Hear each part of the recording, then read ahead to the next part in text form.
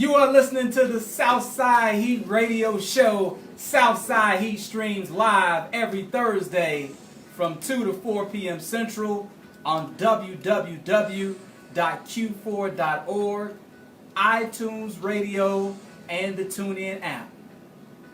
We got another big show.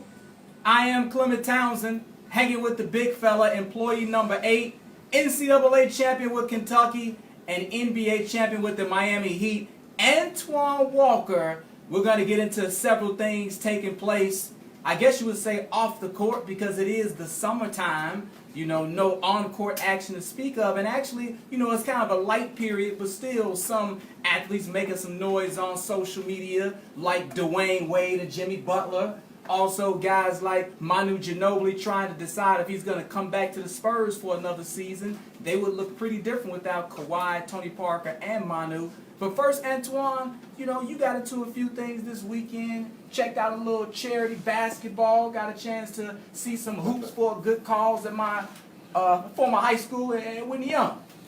Yeah, it was actually a great event, back to school event. One of the young kids there that went to school there, who's actually in college now, kind of spearheaded this thing. Okay. And, wanted to give back 750 book bags, but that's nice. So I was one of the celebrity coaches for the game. Wasn't NBA sanctioned, so we couldn't have any NBA players play. Okay. So it was a lot of European professionals and college players, and really all the guys that we've seen in high school basketball over the last, I would say, 6 or 7 years. So it's pretty cool. Okay. To see where guys are at, seeing how they've developed, how they've turned themselves as boys into men, and so I was kind of excited to see a lot of those guys, especially guys that you've seen their high school career. You always want to pan out and see what they're going to turn out to be in life. So it was a good turnout. I think for the first year, I think it could be really big. Probably was 400 or 500 people there. Oh wow, that's nice. Yeah, for the first year. But they gave the kids a ton of stuff. 750 backpacks of school supplies given out, and then they gave away I had to see them give away a number, about 25, 30 pair of free gym shoes, T-shirts. So it was well put together for the first year, and I think it's something they're gonna be able to grow on. You mentioned some guys who were good in high school, you know, in years past. It looked like, though, on some pictures that I saw some younger kids playing. Like, what was the ages? Like, no, you know what you saw. What did it I was see? actually a nice treat for the crowd. The TV show, The Shy. Right, on Showtime. So, I'm a big fan of that show. 2 of the kids that play the main characters. Okay. I don't know their name. Right. I mean, I watched the show, but I don't know their name. But they actually was there playing. Oh, really? They both want to be basketball players. Okay. The kid with the braids, I mean, you know his name? Nah, I don't know their name. And then, of course, the kid, you know, that witnessed the murder, I'm assuming. Right here, yeah. Kid, yeah. So you have both of those kids from The Shy there. So it was great, especially for the kids, because everybody's into that show now. Right. Being from Chicago. So the one kid I didn't know is from Chicago. Okay. With the braids, and the other kids from Miami. So I got to sit and talk to them, and I didn't let them play much, though. Nah. Nah. The kid with the braids, I think he had the older brother that's kind of the negative influence. So you're going to have me trying to figure out these guys. I mean, this is Southside Heat. I mean, you're never wrong with Googling their names. I hate to call them kid with the braids and the other kid. I mean, that's not really professional. I think we're doing a disservice to the public that's listening by doing it. Because they like which one is that? Yeah, but they came out. Jaleel was there. Jaleel Okafor. He didn't play though? Hey, no, he didn't play. It's actually McKinley who did the tournament. That's Jaleel's best friend. Okay. That actually went to Whitney Young. But hey, let me tell you this. This is off the subject a little bit. Jaleel Okafor looks incredible. Yep. When you see it in person, he's lost a ton of weight. He's in great shape. So get ready for a big season. At least it looks like it's going to be a big season from him coming up with the New Orleans Pelicans. Looking for the Shy Cats right now, and shame on both of us for not knowing the characters and everything like that. The Shy, baby, yeah. You got it's giving me Kevin, I think, is the kid who kind of witnessed the murder. It doesn't have the other kid's name who we're trying to think about, but Alex Hibbert is one of the kids. I don't know if that's the kid that you're actually speaking of. If he was there, Alex Hibbert. Yes, that was one. Kevin, okay, Kevin, yes. One of the main characters. That was one of them. And I know who you're talking about. But we can carry on. My weekend, not as eventful as yours. You know, I had to make a quick drive to Pittsburgh and drop my daughter off because she's going to spend some time with the other side of her family in Philadelphia. Ooh, so that means no daughter, huh? That means I have an empty house for 2 whole weeks. So my wife and I can, enjoy each other's company. How about I say it like that? Is when you married, you look for these moments? What? These are special moments? What? When you married, well, let's talk about this for a minute. Oh, you want to elaborate? You want to elaborate? Well, you brought it up, so let's talk about this for a minute. Okay. So, I mean, when y'all dropped off in Pittsburgh. Right. So did y'all start in the car on the way back? Or did y'all wait at least you got back to Chicago? We enjoyed some nice lively conversation on the way back, man. Because the thing is, we didn't even get a hotel. Like, that's like a 6.5 hour ride. And I got to give a shout out to my wife, Erica. She's not much of a driver. I drove all the way up, 6.5, 7 hours. She drove all the way back. I was in a passenger seat. She pulled like 7 hours. By herself? All the way back. That's impressive, bro. That's impressive. Well, she probably should have rushed to get back to the house. She's like, let's hurry up, man. I got this. Yeah, I got this for real. Let's get this party started. So let's get a little deeper into this. Is that right? So what? How deep you want to get into this, bro? No, I'm saying so for the 2 weeks. So you guys knew y'all was gonna have a 2-week break. We knew that. So was this months in advance? You knew this? Well, yeah. Because last year we sent her to Philadelphia for 1 week, and since we drove to Pittsburgh, like I mentioned, 6 or 7 hours, 1 week wasn't long enough to drive like 7 hours and turn around, and do that the very next week. So we decided, okay, we need to extend that and get 2 weeks. So no, we knew, several months. We knew like a year in advance. Oh, okay. We're trying to make it an annual thing, like every summer. So y'all didn't go out of town, so y'all planning this thing. So y'all got something every day planned. Well, we know what's gonna happen at night. Y'all got something planned every night. We don't necessarily have something planned every night. We kind of plan it by ear. They do have a Black Harvest Film Festival in town. That's where the Kiefer Sykes Chi-Town movie. So they had some other films that I want to go see. I was telling you earlier, I'm going to go see some comedians. The spot that Damon Williams, your guy, he kind of has a hand in that spot. Riddles, go see some comedy. And just play it by ear. Enjoy some nice restaurants. See, when you marry and you have a child, anytime you go out, you have to have a babysitter. So that's just like an extra cost. If you can find a babysitter, paying a babysitter. So it's not just not having my daughter, it's not having to pay for a babysitter when I go out. It's a couple of factors that just make this amazing. Just something that you relish. So I tell my wife, like, hey, this time is going to go fast. We got to take advantage of it, for real. So are you enjoying this moment right now? Oh, so far, so good. So far, so good. And it's about, really, though, getting to know your spouse, though. That's the area, and we wasn't going down this lane, but that's the area where a lot of marriages come up short, though. Well, yeah, if you need some advice, I'm here. I am the love doctor. I've been pressing you guys to let's go into a relationship show. Right. And if you need this experience, you need this moment right now to consult, and you gotta go ahead. Communication. The office is open. Yeah, communication is so key. Really trying to get to know what makes my wife tick. Really trying to think about the future, see what's important to her, seeing some areas that I can be better in. That's true. So this is the time. So y'all basically going through a therapy session right now. Getting to know each other. A little bit. When the baby's there, you on the baby schedule, taking her to school, taking her to activities. No doubt. In and out. When she wake you up in the morning, can you do this? What we eat for dinner? But now we don't have to worry about she all that. dictating how the night goes. Pretty much. Okay, so. So now we get to dictate how the night goes, and we get to dictate what we talk about, et cetera, et cetera, et cetera. So it's a beautiful thing, man. It's a beautiful thing. I see some families have more assistance where they can get times like this. Mm-hmm. But since my wife's family's in Philadelphia, we only got one side. That's my side, and we don't have a person that we can lean on. So some families got this built in with the grandparents. Where they get time. Y'all ain't got a built-in babysitter. You got to find somebody you trust. Right. I get that. Indeed. So you're telling me if I get married, I need to make sure that I get this little special time. Oh, you got to have it, man. You got to have it. Time away from your child. makes that fire burn a little bit brighter. Yeah. You said you talked about the film festival. You sure you ain't making your own film? For real, that's a little joke. look, that's a little joke that I say with my wife when I be like, "Hey, can we make a movie tonight? I mean, watch a movie. Can we watch a movie?" That's a little joke I say. Joke I have with the wife. Right, you try to slip that in just in case you say okay. Right, you might be making a movie tonight. I don't know about all that, bro. It's okay. I mean, I know. Don't get sensitive now. It's okay. It's not like you talking about like somebody like me, movies. You want to watch out for stuff like that.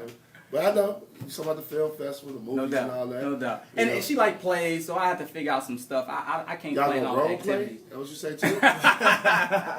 Oh, you spending all the base. Y'all making a movie. And y'all gonna role play, huh? I'm dying over here, man. I'm dying over here. I'm saying, so you gonna role play too. We're talking about going to play. Well, let me ask you a question. Since we talking a little bit about sex now. Now, just give me a percentage. I'm just curious. Whoa. What's the percentage? I'm not ready for this. I'm not ready for this. I'm just trying to figure out how important, sex is in a relationship. Do we need to bring Horace to the mic, another married guy to the mic? Wow. As a married guy, how important is I don't know if sex? this is going to actually make the I don't know if this is going to make the podcast. this part might not make the podcast. Why not? We might have to do some edits on this. You live on the radio right now. This is getting too real out here. No, I'm just saying, I mean, as a single guy out here that's, looking for love, I want to know when I get the right love, the love partner that, what I'm supposed to do. So I'm going to married guys for advice. Okay. And I'm just trying to figure out how big, what's the portion of sex? I mean, it's hard to say, that can vary. It depends on marriage to marriage, but I do communicate with my wife about making sure that the atmosphere and the environment, seriously, they're serious. Because I talk to a lot of my friends that are unsatisfied, and for men, we just want to go at it. You know what I mean? We just want to get it in. But for women, it's a lot of other factors that need to be in place. You know what I mean? And that's the thing. You got to make sure that is your house clean. Unfortunately, that plays into it. Are the kids put away? Are you helping out around the house? Like they have to feel like they got the support and feel like they got the love that they need to, to get what you're trying to get for as a man, if you see where I'm coming from. Yeah, but I mean, right now we got everything taken care of. The daughter's gone away for 2 weeks. Right. We got an empty house. Right. I mean, you got iPads. I mean, how you got iPads set up? For what? For your film. We already talked about your film. You keep trying to deny your film. We're not on that, man. We're not on that. You're not gonna make a movie? We're not doing that. We're not doing that. Right. That's just me, a joke that I like to say. But that's not. No, and then your wife like plays, so y'all can do a little role play. Now, but we good though. We good. These two. Now, what kind of role play you do? I don't mess around like that, man.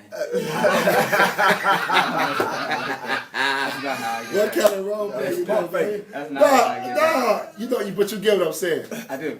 Okay. I do. But I'm just saying, I'm trying to learn from a married guy. Yeah. So when I get in a relationship, I know what to do, how to figure it out. Yeah. You know what I'm saying? You got to communicate, man. Yeah. You got to communicate. So, men, we just expect everything to be good. Men, we don't need all these other facts. If we have a bad day at work, I don't care how the house is. I don't care how the kids going on. Like, I'm ready. Men, we ready to get at it. But women know so many external factors contribute to their mood and, how ready they are to get down with the get down. Straight up. So you got to talk to them. You got to talk to them. You got to have that open and honest dialogue. And if you can't discuss your relationship and your intimacy, if you can't discuss that, you're gonna have some real problems.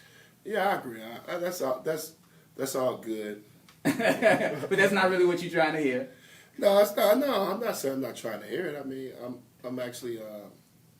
It's actually interesting to figure But out. I feel like that's why a lot of guys get frustrated in marriage, though, because they like, why do I have to do all this extra stuff? I'm married. What does that have to do with the intimacy? What does that have to do with the sex? Well, it's not just about the man, it's about the woman. Mm-hmm. And you got to see it from both sides. You got to be able to put yourself in the other person's shoes if you want to make it work. It's a give and take. Well, I mean, it depends on how many times you want sex a week. Yeah, that too. That depends, too. You know what I mean? That too. You could be one of those horny little devil guys. You know what I mean? Yeah. That want it every 2 seconds. Right, and then, it depends on your wife. She might not be about that life. Might not be about that life. Then you got to make sure that your wife all good with what you giving too, though. If we want to get real to the real, like you can't be 5, 6, 7 times a week and you ain't, you're not bringing your A game. Look out now, player. we had those conversations too. That's the conversations that men don't really want to get into. See, we're gonna have to have a woman on this show if you want to get real live like that. We need a woman on the show? I mean, just to get her perspective. Well, we do got a call in. I mean, we are on live. I know, right? If any women want to call in right now to talk about 312-985-7834. There we go. Hold on. 312-985-7834. You want to but I mean, this is what I do though. I mean, this is what you do? Yeah, if you ever need a sit-down session, you my man, you want to call me over a cup of coffee or something like that, or a little Starbucks or something, we'll be good. Is that right? Yeah. You think it's wise, though, to take advice from a guy who's not married, though? You think that's wise? Yeah, this is the reason why you should take advice from a guy. Not from any guy that's not married, but, a guy like myself. I've had I don't know if this is a good fortune or bad fortune, but I've dealt with a number of women in my lifetime. Is that right? Yeah. So you've been married and really been about one woman. Like, how long you been married? 10 years in October. And how long have you been with your wife? Ooh. Off and on together? 18 years, say 18. So you got 18 years. So you don't really know much else. I wouldn't go that far. I wouldn't go that far. No. Whoa. I wouldn't go that far. I wouldn't go that far. Listen, not the negative sense. You don't really, you haven't, see, I've dealt with multiple women, so I've been out here where I could give a little bit more of a round opinion, where your opinion is going to come from one woman only. So that's all you know right now. You may early on in the beginning of your life, you may have a couple sprinkles here and there, but you've been 18 solid. I wouldn't say 18 solid. I'd say 18 total, because within that time we were apart from each other. So okay, you know what I mean. But it wasn't continuous. She'd been in the picture for that long, but it wasn't a continuous run. Okay, so it's just like you guys all listen to Steve Harvey. Steve Harvey was able to blow up off Think Like a Man, giving his opinion. He was married 3-4 times. So you would think, why would you listen to a guy that was married 3 times? Because he don't know what he's doing. He got it wrong. Why would you pick him? So why would you pick a guy like myself who's dealt with multiple women in his life and it's got a little bit of variety of everything that you need to hear? Is that right? Yeah, so when you need to sit down, don't run away from this counseling session. No. You know what I mean? Since you put it there, then he has an extensive research package. Yeah, he's been Since you opened it up, what is it like from a single perspective in terms of the woman and the intimacy? Do you have to deal with all those external factors, because washing dishes, this, that, and the other, and how are the kids, and we gotta what's going on at the house? All those factors don't come into play when you're not in a marriage, when you're not as one. So what is that like? Since we going there. Well, it depends on what you demand from a female that you may be dating. Okay. You may not want her to cook. You may not need her to clean. It depends on how deep or how serious you are in dating her. That's depends on how you're gonna open up to her. Now, as a man, depends on what your needs are, your wants and needs. You know what I mean? Because some men need a woman that cook. You in that category? No. Okay. I don't really care about that. Because my wife, she don't really cook a lot. You cook me a soft meal every now and then. Soft, but you don't need her to throw down south style. Yeah, I'm not really I mean, on the holidays, I eat the soul food. Right. But it ain't really like, But during the week, 4 or 5 days a week, that's not what you need. But I say that because I got a friend, and this is a true story. He make me feel like it's a deal breaker. That she had to be a chef. She got to be a chef, and she got to clean, and hopefully she clean. Okay. At least give me that. Now I ain't gonna do nothing domestic. You? Yeah, I'm not. I've heard this before. Yeah, you don't clean your house at all. No. Like you got a maid that comes in. Yes. Always pretty much been like that ever since you 96. So that's 22 years of my life. You take out the trash though? Very minimal. Very minimal. I usually try to get it clean before the trash get filled all the way up to the top. Okay, but not washing any dishes. Oh no. No. You at least make up your own bed. No. Wash your own clothes. No. Since '96, man. I don't do that. My man said I'm not even washing any clothes. No. At all. As long as I'm able to keep a few singles to be able to pay for somebody to come in. Right. I mean, that's the great thing that you have. I think that's one of the great things about being married or being in a serious relationship. You get a woman to be able to take care of some of those things for you. Some of them. See, I don't require those things. Well, I wash my own clothes. You're very independent like that? Because, Is that an independent thing of yours? I don't know how you would classify it, but, I mean, before my wife, how old was I when I got married? I got married at like 28. So all that time before that. My grandmother taught me how to cook. Okay. She taught me how to wash clothes. Okay. She taught me how to clean. Like, I have those skill sets. Oh, is that right? It's not like I don't have them. Okay. But what I do them if I don't need to? There's no need to bring them out. There's no need to. I got soft hands. It's one of my physical attractions for women. Is that right? That my hands are soft. So why would I want to mess that up? Never done any hard labor a day in your life. No. That's not say that. I said last. So in 1996 I got drafted by the Boston Celtics. Six pick. I understand. Yeah. So that all the domestic work stopped right there. That ended. Yes. That ended. But no, I'm saying that's a deal breaker for a lot of guys. Cooking and cleaning? Yeah, that could be a deal breaker. But I think, what does the guy bring to the table? Because, you and I have talked about it before. Yeah. Some guys feel like, well, if I'm going to work and I'm earning this money, well, then I don't have to, cook or clean. But your wife, does she go to work too? Or, is she cooking and cleaning and staying at home? My wife and I had that conversation extensively because back in the day when women are cooking and cleaning, old school, they ain't really work that much. Yeah, they had to make sure they had the food ready when the man came Right. home. So now your guy's a deal breaker.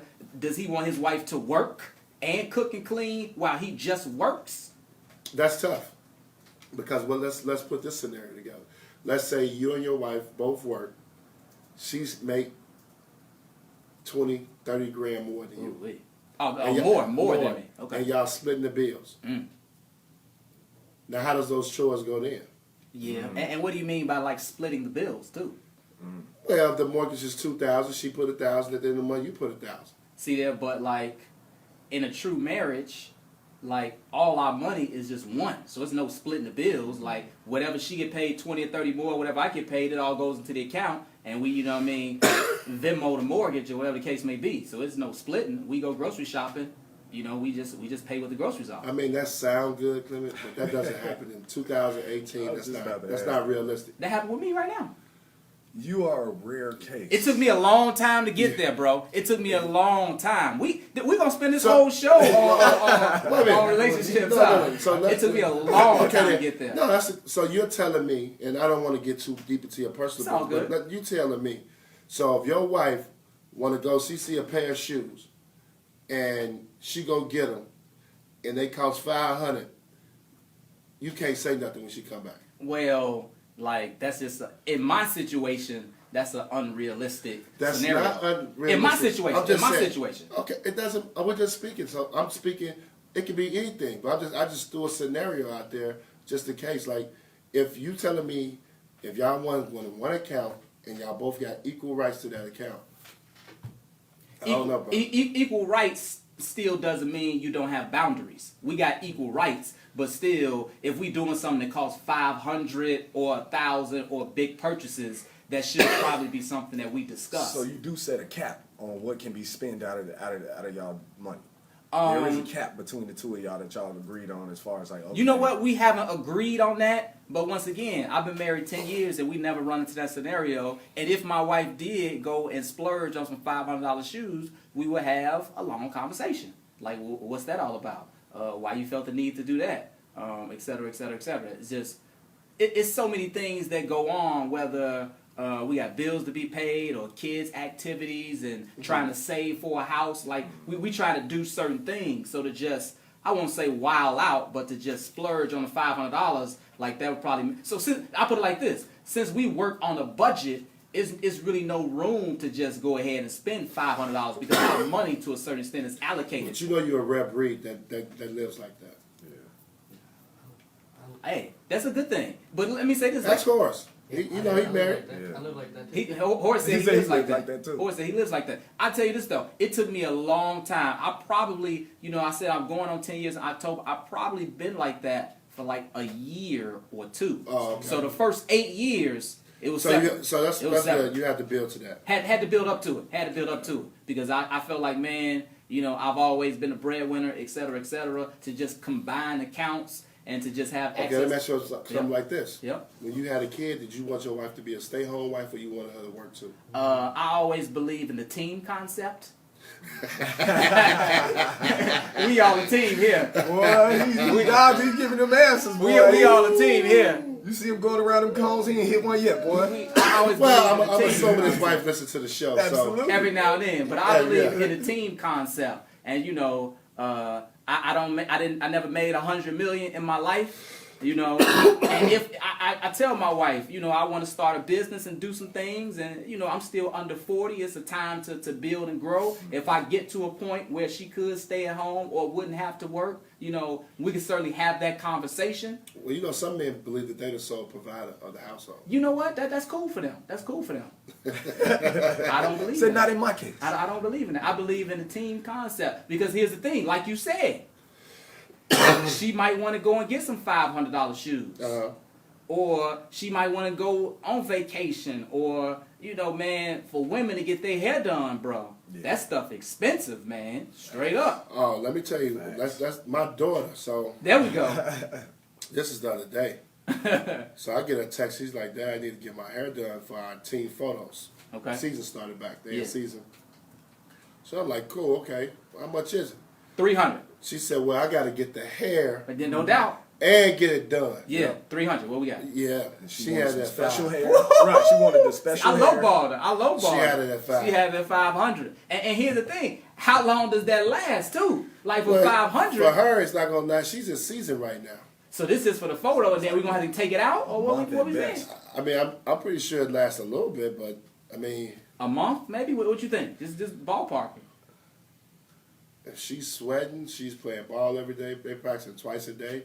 She'll get a couple weeks out of it. I'm A couple assuming. of weeks off the 500. No, I'm just agreeing with you. No, It's I just hear one of those you. situations Right, that right. no, I don't have a wife that I don't know about their hair. Yeah. And I usually try to deal with women who hair curl up when they get wet. That's typically how I like to deal with my women. I like to deal with women who hair curl up when they get wet. If I have my choice. Okay. Okay, I just want to throw that out there. But I understand. So, and my daughter's got long, pretty hair, but I guess, you know, she's young. She's 19. These girls are wearing the weave and all that stuff. So, I ain't going to stop letting her live her best life on that. Do you pay for women to get their hair and nails done?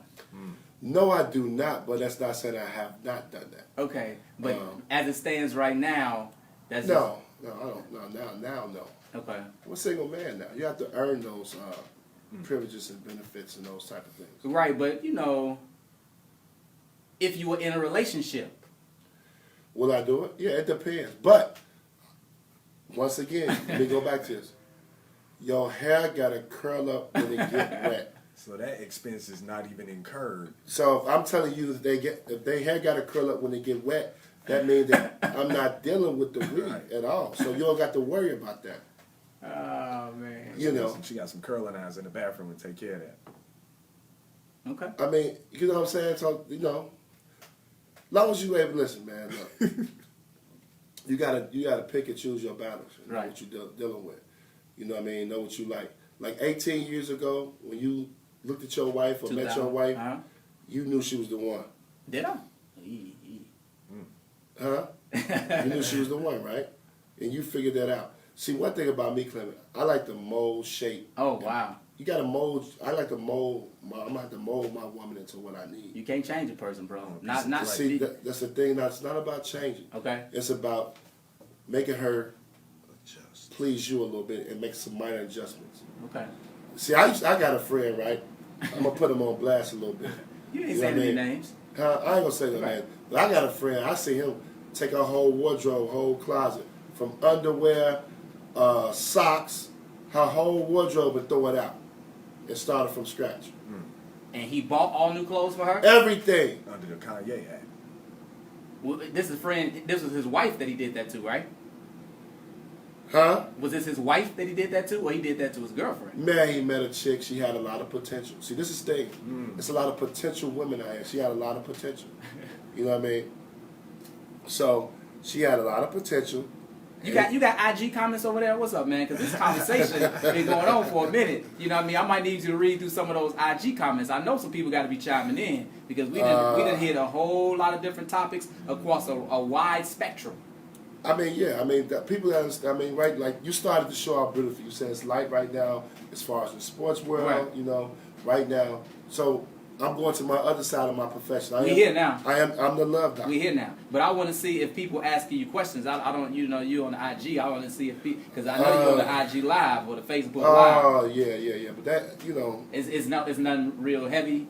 Like I want to get the people involved too. That's all. Because we touch on. Yeah. But I mean, we can open it up to the lines, you know. Okay.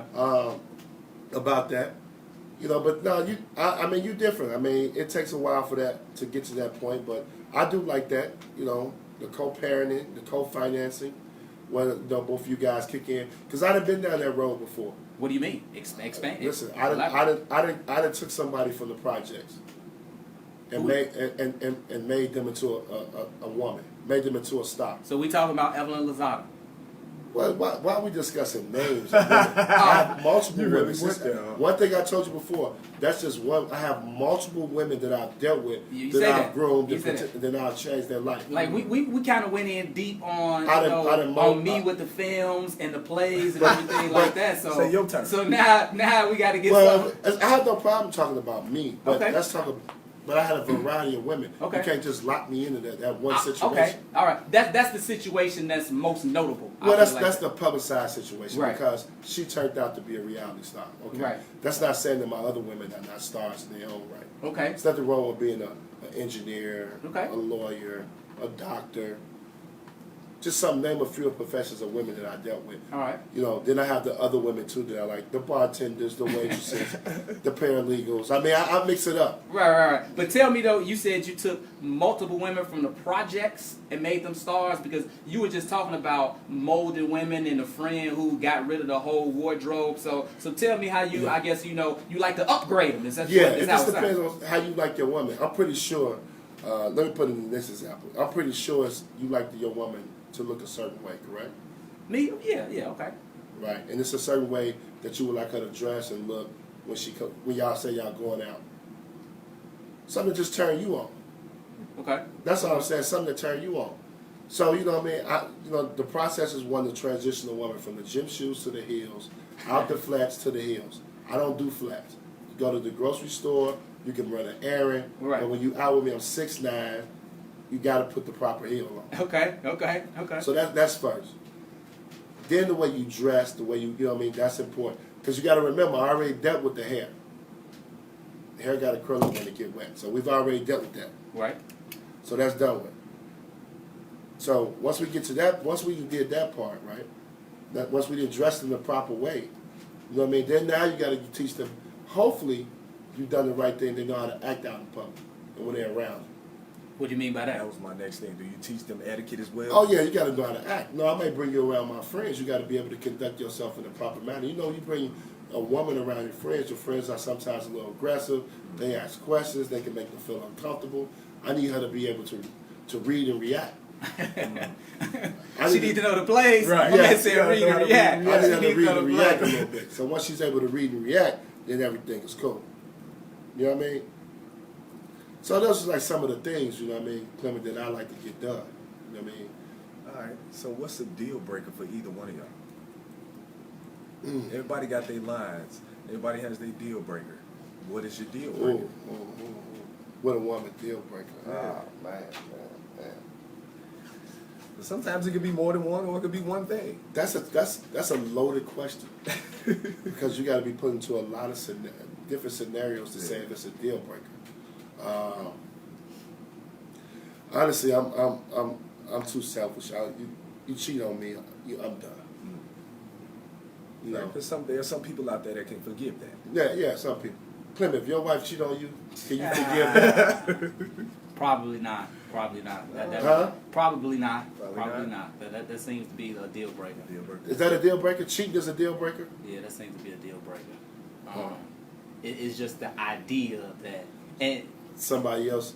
Yeah, Decide your yeah. wife. Like yo, look. Every time, I just can't get it out of my head. Look, bro, I'm almost 10 years in, right? Right. We co on the money. You know? You feel me? Look, I don't went 50-50 with you on the dough. I ain't even had a separate account. We had the one account. Wow. Right. That's I try to clean up around the house. You done made too many investments to talk For real. about that, huh? I done put in too much time, man. I done put in too much time. Right. Okay. That's I try to, as you get older, you try to mature, but like when situations like that happen, like I think the real Southside Wild Hundreds come out, and somebody got to pay some type of price for this here too. Oh, wow. Straight up. That's serious. Damn. That's serious. Like for all the time and effort that I put in, I tried to. I won't say it's difficult for men to be straight and not cheat or whatever the case may be, but for 10 years in the game, because it's funny. My wife and I had this conversation the other day. I think some men are reluctant, and you can certainly chime in about getting married because that means you having sex with one chick for the duration. At least that's the thought process behind it. Right. Because if you committed, if you're committed, that's what's supposed to happen. Right. So I think that makes some men reluctant. So the fact that I made that choice and I'm sticking to it, being faithful, and then if the woman, you know what I mean, went out there like we got some issues. Would that make you reluctant though? Let's go. Let's go. Would that make you reluctant? What's up?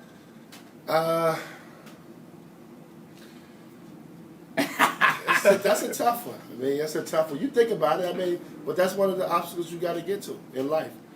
Can you be content and be faithful to one woman? Yeah. That's obviously would be something you got to ask yourself. Yeah, you have to ask yourself that because you will want to come in with the right mindset.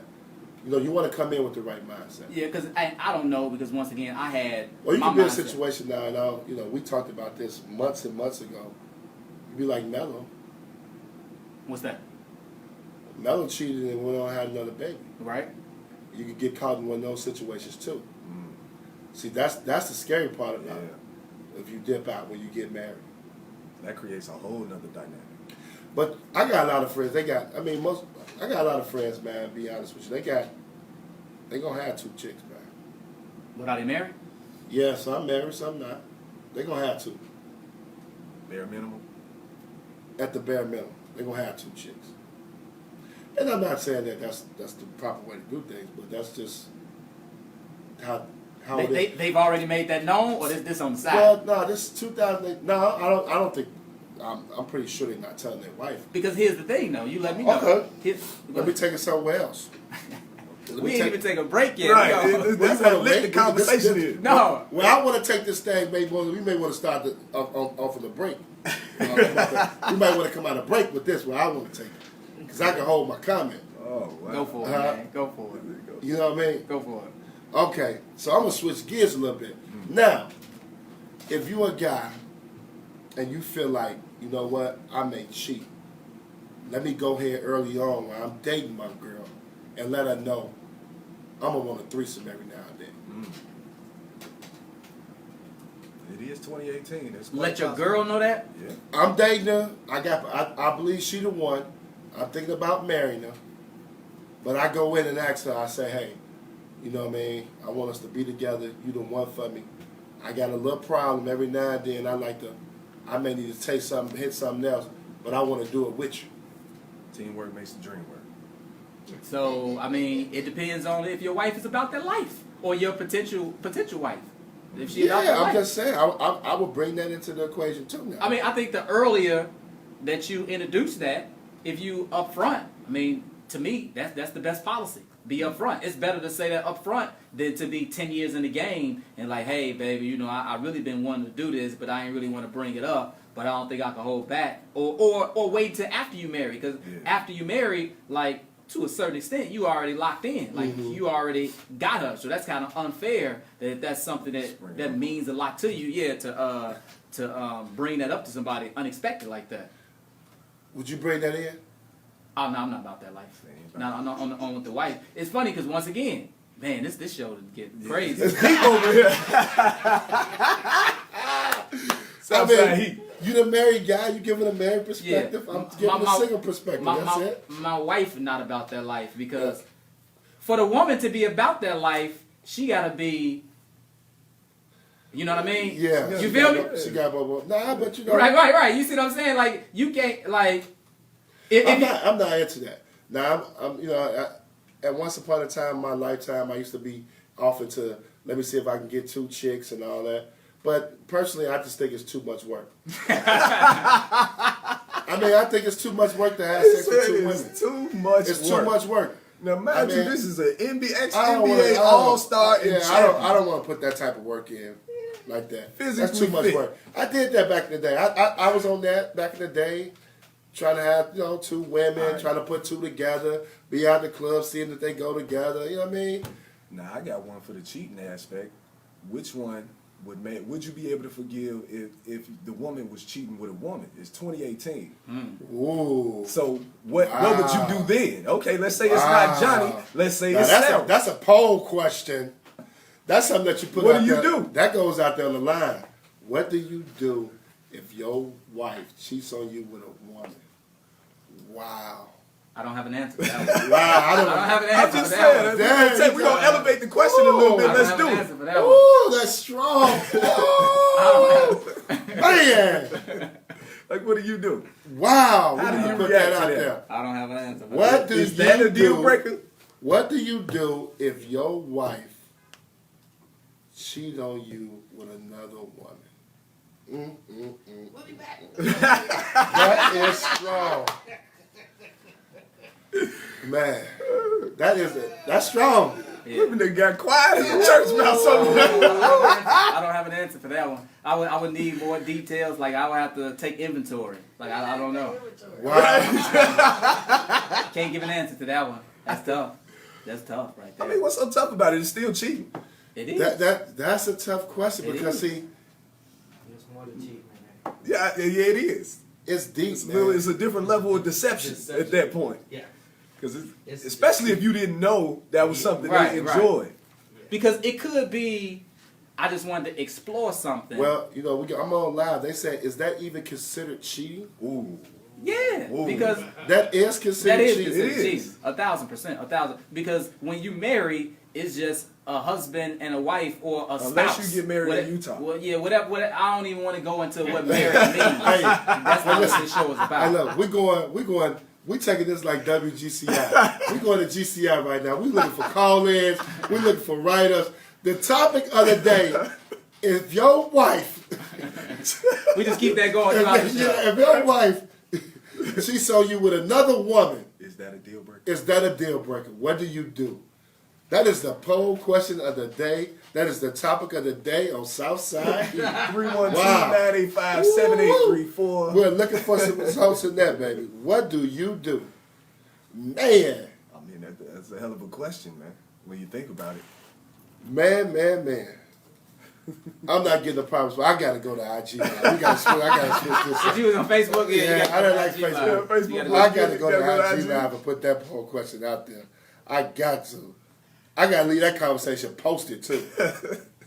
We got to get out there, baby. That is a tough one. let's take a break while you do that. Okay, we started coming right back to it. That is a strong one right there. SouthSideHeat. We might get into some basketball. I'm not even sure. Stay with us. We'll be back. Woo! That's strong. We spent 45 minutes on Hey, that's how lit the relationship topics be, though. Because the conversation could keep I'm gonna tell going. you though. That's strong. I still don't know what to say. That's what I'm But saying. that's a different. It's to me, it's deceit. Like, why didn't you tell me that in the beginning? Like, all of a sudden, you decided you're gonna go ahead and jump out of this now. I'm gonna have an issue that you didn't tell me that that's how you rolled in the beginning. Because that's something you should probably discuss That's before something you get married. So, because then the question. But like what he said, what if she just starts to explore? But that's still, if she wants to explore, that needs to be brought up. Like all of a sudden, for years I've been having this thing. You bring that up. You just can't do that, man. It goes back to what Clement was saying about the communication thing. Communication beginning. I don't know what.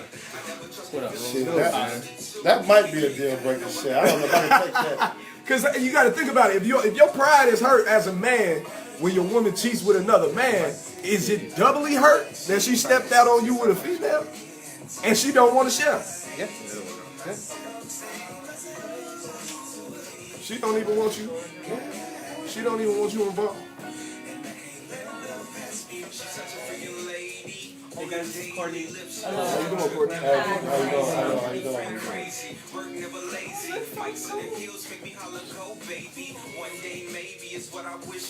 This conversation real heated in here. Yeah, I was like, this is what live y'all talking about people's women and Just a little bit of lively conversation, that's all.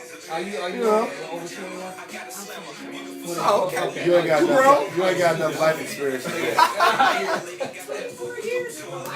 Not really. I got shoes for the Right.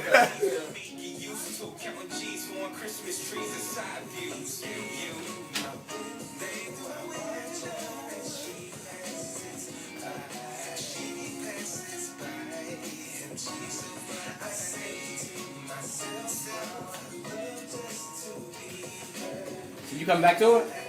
You coming back to it? You coming back to it? Man, we ain't got. I don't got no response. You on IG right now? I'm finna go on there right now. All right.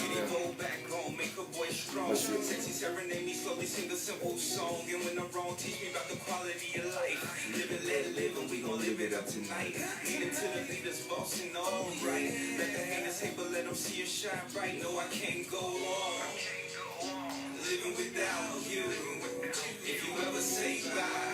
We come back. Yeah.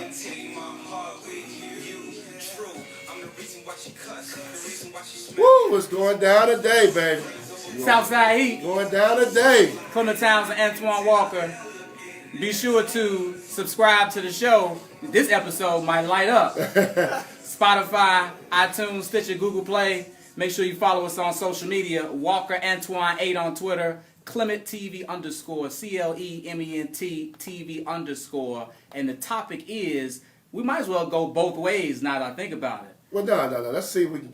But We gotta give an answer to this. Right, but here's the thing though. So if you got women on yours, and I'm on IG Live myself right now. If you're a married man and your wife cheats on you with another woman, is that a deal breaker? Are you out? And if you got women on there, if you're a married woman and your husband, because some of these dudes out here, come on now, we gotta go both ways. Because some of these dudes out here, they front out here. Some of these dudes front out here. So if you're on IG Live, if you got any women on there, if you're a married woman, I need some of these women on IG Live. If you're a married woman and your husband steps out on you with another man, right? Is that a deal breaker? Are you out?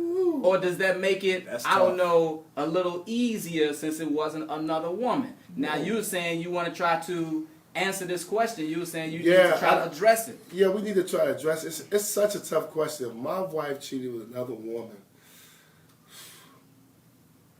I probably have to leave, man. You had to leave? Yeah, I think it's, I would have to leave.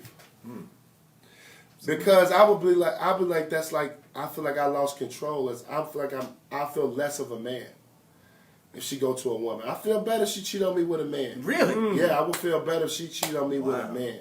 But a woman getting there, because the women got a little different type of power, man. That's opportunity. See, but it just might, like I said before, it might be she was trying to explore something. You know, obviously it might be a touch that the woman has, a way she relates, so to speak. So she's still in love with you, but it's a way that she just related to this woman, but still she's still in love with you. Like if it's another man, like I'm supposed to be able to do my job. You see what I'm saying? If it's another, so I must not be doing my job, so that's a problem. But you might not be able to do. You think when a person cheats, it's because their partner's not doing their job? I would think so. If I'm fulfilling all my wife's needs in the bedroom, intimacy, if we provide and we have a good time, we enjoy each other. If I'm being a servant, taking care of things around the house, if I'm meeting all your needs and checking all your boxes, why are you stepping out? I don't know. So why do women step out there? I mean, they do. I mean, I know this for a fact. It is married women that are in supposedly relationship. So you're saying it's something that you're not doing as a man. That's making you step out. Yeah. I disagree with you on that. Well, first of all, on this conversation, I think temptation. I think in 2018, I think temptation's at an all-time high. I think with social media, with this online dating, with all these things, all these different ways to meet people, and you can just be sitting in your bed and meet somebody. I think it's totally different than back in the day when you actually had to go out and socialize to meet another woman or meet another man. Now you can do everything from your phone. We talk about the DMs quite a bit on the show. Right, yeah. So I'm just thinking the opportunity's there. So, I mean, my opinion of women is and as far as cheating is very. I trust a woman as far as I see her. That's just how I live my life. So when you say that, you think it's rare? I'm not like sitting around like if I'm dating someone, I'm not sitting around every day like wondering if she's cheating on me and I'm thinking she's cheating on me. But my mental, the way I come into it is I trust a woman as far as I can see her. So you walk in knowing there's a good possibility. Oh, without question, because I've been this game. I've been around too long, so it's not that I think about it or I'm like, okay, that's just prepared for it. Right, I'm not. That's not gonna stop me from pursuing her even harder. Yeah. But I'm already. I trust the woman as far as I see her. But that means you can question a lot of things. Like, okay, my wife said she was working late. Oh, what was she doing? Or this little text message right here, that's actually her cousin, but you ain't know her cousin because you wasn't familiar with everybody in her family. So as a dude texting her, that make you question a lot of things because in your head, you almost, you don't trust them 100%. Oh, without question. That just I just go in there. I think that's just been me in the past and what I've dealt with. I just go into that with that mentality. That hey, look, I trust her as far as I see her. I'm not looking for nothing, and you're gonna figure it out. We all got patterns, and so you know when you start to sway away from them patterns and things start to go a little left, you can start to figure things out. You on the IG? I need feedback, man. I need feedback. It's going too fast for me, so I ain't been reading. I'm gonna start. All right, start reading right now. I'm gonna read as you scroll through. The conversation was talking about with all the social media and everything, women, might step out because there's too many temptations. So I got a comment that's saying something is already missing if you're entertaining that type of temptation, and that's what I was saying. If you tell your wife you happy to see her and build her up and encourage her, and it's a nice environment when she comes home. It's not fighting, you not cussing a chick out and everything like that. Man, we can go a lot of different ways because I do my best not to curse at my wife, but I got some of my friends that when they get in an argument with their wife, they might not be calling out their name, but they doing a whole lot of cussing and getting at them and everything like that. The conversation get real heated. You know what I mean? Because that's kind of maybe what they used to from their parents. That's how they are. But I try not to have that type of tension, that type of vibe in my relationship. But according to this person's comment, and it's a woman, bro, that's why we need a woman's perspective. That's why I wanted the comments. If you checking all the boxes and they feel fulfilled, then I don't need to entertain what this guy's saying because I'm already taken care of. Well, let me say this one thing. When I was a shorty back in the day, and I used to try to get numbers way before social media, used to go to the mall, used to go to the club, used to try to holler at somebody, they'd be like, nah, I'm already spoken for. You know what I mean? I'm already taken care of. And I used to be like, hey, you don't need a plan B? For what that man treats you, you know what I mean? When you try to get the numbers and they don't need the number, like you don't need that plan B, you don't need that backup plan in case he act up. They be like, no, I'm good. So if they handling their business, then everybody else should be getting a Heisman, and you should be all right if you are taking care of your business. Yeah, I understand where you're coming from, and I feel like I understand what you're saying. You're checking all those boxes, but it's something that goes wrong. It's just like you can reverse it. Because we talking about what would make a man cheat. Right. You know what I mean? Men a little bit different though, because we just like we think with the with our Johnson. So we a little bit different. Women a lot of times are more emotional, and it's a so connection. You believe every woman starts off in a relationship when she's talking to someone faithful? Do they all start off faithful? I'm just saying, how you think they start off faithful? I can't group everybody like that. I can't. Give me a percentage if you think. How many women start off in a relationship faithful? That's tough, bro. Because I think, let me say this. I think because you're saying the man is going to do something. So you're saying the only way that woman should even entertain another man, that you're going to do something in the process of you guys talking that's going to steer her that way to entertain somebody else. That's what you're saying. So I'm saying you're saying to me that most women, or a vast majority of women, are coming in faithful. Well, number one, I was also looking at this from a marriage perspective. Because, we were talking about if your wife cheats on you with a woman, what would you do? So my whole viewpoint on what we're saying is from a marriage perspective. So that's how I was looking at it. And I hope, and I do believe that most women are going into a marriage looking to be faithful. I would put it like that. Speaking on a marriage perspective, like I know y'all heard of that 80-20 rule. Okay. As far as like you're only going to get 80% or be able to fully satisfy 80% of what any one given person needs in a relationship. Okay. So there's always going to be that 20% that you just can't tap. That I believe is arrogant of a person to feel like you can fully fulfill everything with a whole nother human being. Because no matter what it is, in the depths of their back of their mind or in their soul or whatever, there's always something that you don't do it for them in that perspective. Be it sexually, be it mentally, be it just intimacy wise. I think if it was 5 things that you put on the board that you were looking for, that I was looking for in a woman, and she got 4 out of 5, I'm happy. Right. I would agree with that. With that. Right. Yeah, we'll figure out that whatever that one thing is, we'll fight through it and figure that out. So I definitely agree with you on that. But it's just, it's hard. I don't believe that. I disagree with Clement. I understand it, but if you still check all the boxes, man, I just think the temptation is strong. I'm not saying there's not no people out here that are not faithful, but the temptation is strong out here now compared to back in the day, to people being faithful to each other. Take a moment and go through your comments, man. We need interaction because we didn't have the call in. I know if you're on the IG, I know some people got to be the chiming comment in. I might miss. Comments I missed. The comment I see right now, a dude said he did my Bentley in Boston when I had 22s on. He digs it? No, he put my rims on my car when I had 22s on. So I guess he went to a whole nother conversation. Right. He just doing his own thing. He not even paying attention to that. He did his own thing. So, we need relationship comments. Yeah, you right. We do need a woman's point of view on this. Yeah. So we know we took SouthSideHeat somewhere else without a woman's point of view. So it's, we could be a little biased at times. But even though you got a kind of a soft heart for the women, so I have a soft heart. Yeah. I just think we come at it from different perspectives. You think for 18 years I've been with one. I would venture to say you probably do have more episodes per se. I think that's.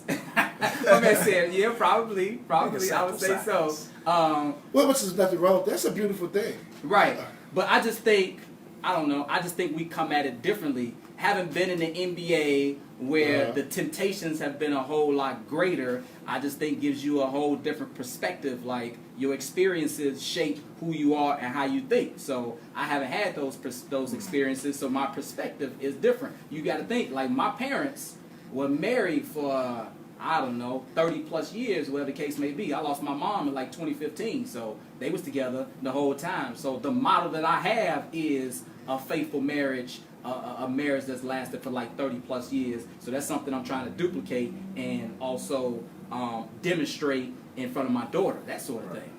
Oh, without question. It's great to hear those stories. You don't hear those stories. I think, even your parents, I think, back then, I just think when they got married, it was more of a commitment to fighting through things.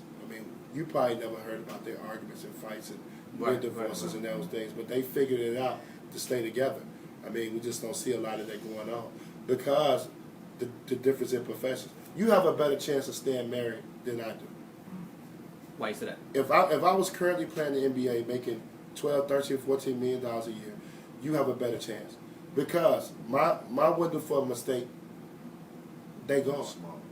It's unfortunate, but they're gone. We see it. The percentages speak for themselves. What you mean? The divorce rate for athletes and entertainers. But what you mean your percentage? Because we see guys like Kobe that make mistakes, and But he's still. it's a rare breed that she stayed in. But it also was a financial commitment made that made it seem like that's why she stayed. Mm-hmm. He went and bought a $4 million ring and this and that. It's different in those fields. It always comes back to dollars and cents for where I believe a regular guy, a 9 to 5, a regular household guy, those women tend to stay a little longer because there's no real financial benefit. They tend to stay longer, or they tend to be out. No, they tend to stay. It's just like they tend to stay. They stay. The ones that are the middle-aged marriage, they stay. I would think though, because he a regular 9 to 5 guy, and he not making millions. I'm out. No, I'm gonna try to find somebody that stay. I'm gonna try to level up. I'm gonna try to upgrade. I think it's like they stay. Whereas if I got an NBA player, like where else am I gonna find somebody that's gonna live this type of lifestyle? You know what I mean? So why the percentages so high? One thing that's being left out of what you're saying, Clement, is on Twan's side of things, you gotta the security level of that woman, because when you on the level that Twan has been on, she knows he's around the top flight of everything on a regular basis. So even if he ain't doing anything, the relationship can still go south because she has security issues in who he's around and who he placates or smoozes with at the time. It could be just that simple. He could have done nothing, but the security level within her mind, because she knows her other friends have athlete boyfriends and she's seen what's going on and she sees what they're around and they're gone all the time. She might just be insecure and not be able to take that. Yeah. Yeah, I hear that. Yeah. But no, it just goes both ways, man. We need to put that out there, man. We want to bring back, so everybody that's watching and listening, we need to bring back this relationship topics. We got a whole lot of good conversation for that. We need to get a woman on here. Yeah. So I think, once we can get a woman on here, reach out to us. Send us your resume. Send us your dating background. Send us your dating background. Send us your profile pic. We need your EPK. You know what I mean? Send it to us all, so that we can check it out and see if you can be a part of the Southside Heat relationship show. Send it by Yahoo account. Are you willing to work through issues to have a successful, I'll say marriage, because I think everything in the marriage context. When it get rocky, you know what I mean? Are you willing to dig your heels in and have some tough conversations? Oh, without question. Without question? Oh, without question. Yeah. Man, I'm with you, Clement. When you invest that time, that money, we got to talk about. We got to talk about a few things. Right. I'm with you on that. Okay. But you got to always let them know they print women now. You got to always let them know now they print them. You can be replaced now. They print women. Yeah, you're not gonna make it like that. Hey, listen, they print them. You're not gonna make it like that. They print women. When you go in there at the altar with the minister, they say to like death do us part. So yeah, I just said I'm willing to work it out. Right, but if in your mind you thinking I could always replace her, I could always upgrade, I could always be out. If that's the mindset you have going in, I'm telling you, it's gonna be hard for you to be successful because so many things are gonna happen, and after a while you're like, man. You will start to think it will be easier with somebody else. Man, that's good right there. I'm uplifting myself. See, you start to think it'd be easier with somebody else, but if you get with another person, you're gonna run into, if not the same issues, but different issues that you will have to overcome and work through as well. So it's always gonna be issues no matter who you with. So even though they print women, you go to the next woman, when she got some issues, you're gonna be like they print women and go to the next one and keep going till you like Steve Harvey till you find a fourth one. Like that's how we gonna end up. Hey, you gotta do what you gotta do. One thing about life, you gotta be happy. So until I find happiness, I gotta keep going. Women, we looking for you. Send them profile pics, relationship bios. send them to us. We're looking for somebody to join the Southside Heat so we can further this relationship conversation. So get that information to us. Y'all know all the handles, baby. Make sure we need a woman on the show. We're looking for a woman on the show. We need your relationship Email background. inside. We need your profile pic. We ain't gonna have you on the show. We can't look at you. Make sure we gotta look at that pic now. Make sure she's not from Cleveland. Yeah. You know what I mean? Yeah. Clement, we need to start talking some sports, baby. So let's take a break then. we need to start talking some sports. That's it for our relationship special. On the other side, we'll talk a little basketball. Back to our regularly scheduled topics. Stay with the Southside Heat. Coming right back.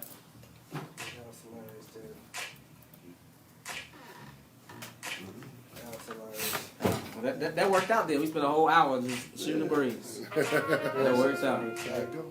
I did have a true short story. Guy was with his wife.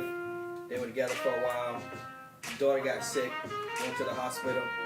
Had to give some blood or something. Found like out it wasn't his. She was like maybe 15, 16. Doctor came back. Was like, I'm sorry, man. You know, that's not your daughter. That's a whole nother topic. What do you do when?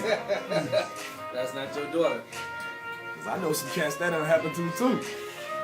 She been sitting 15, quiet as a church mouse. 16 years old. I'm 10 years. Oh, yeah. Knowing. Yeah.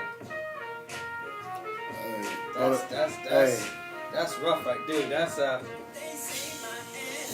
you may get buried and buried in that right, tub on the real. somewhere. Oh yeah, on a serious note, just on did y'all see that dude get shot in that gas station? Mm-hmm. No, we on Facebook though. Huh? I said, remember we on Facebook, but no, this is it. Yeah, I got Lord, it's on World Star. It's terrible. Oh yeah, I know what you're talking about. Was it us? They were standing by that truck. Where was it at? In Chicago? It was by the park. Was it us? That's what's sad about it. Oh, man. Hey, I saw that. hey, you saw it? Oh, that's very scary. Yeah, they blew him down. Huh? They blew him down. He blew him down. He came inside that thing. Oh, that was a different one then. I was talking about there was another one where two cats ran and blew like two or three other cats down that was about like a gas pump. This was But that was like, what, a week and a half open ago? the door. No, I didn't see that one. You said it's on World Star? Man, what's going on with our people, man? Chicago. Yeah. I mean, it's crazy because Four guys. they're always Killed been all Chicago. It's just been, it's like police brutality. It's always been the city. It's just now, it's more technology. It's being seen more. You know what I'm I feel saying? like it's just more, man, over the recent years. This ain't worse than the 80s, bro. In the On the 80s, past, but you said you in the past year gone like 12 films, right? yeah, in the past 2 months, I've been to 5. Well, no, in the past month and a half, I've been to 5. But it hasn't always been. As if maybe cats getting older, younger dudes, or younger. It's always been like that, bro. You know what I'm saying? I've been dealing with this since grammar school. You know what I'm saying? I remember my little homies, Kevin and Derek, got killed the day after 8th grade graduation in front of the store. Like they had literally one day removed from cap and gown, bing, bing, bing, in the middle of the street. Over. That's crazy. You know what I'm saying? You gotta remember, me and Yummy was the same age. It was 2 robs. It looked like, I don't know where they was, like, But like they couldn't move, like they was stuck, like why they couldn't go nowhere? Like the door was locked or It something. just seemed like, man, they just seem like it this. looked like the one dude. Could be just more take Wow. access. That's what I'm saying. You just see it more. I'm tired of seeing It been happening. It's just now you see it.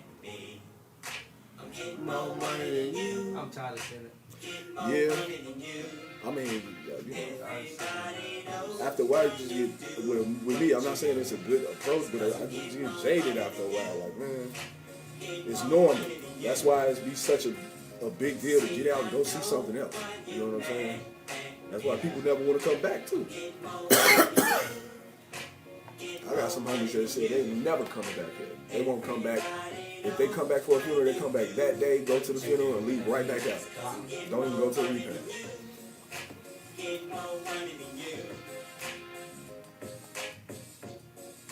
It's sad, really, to be back.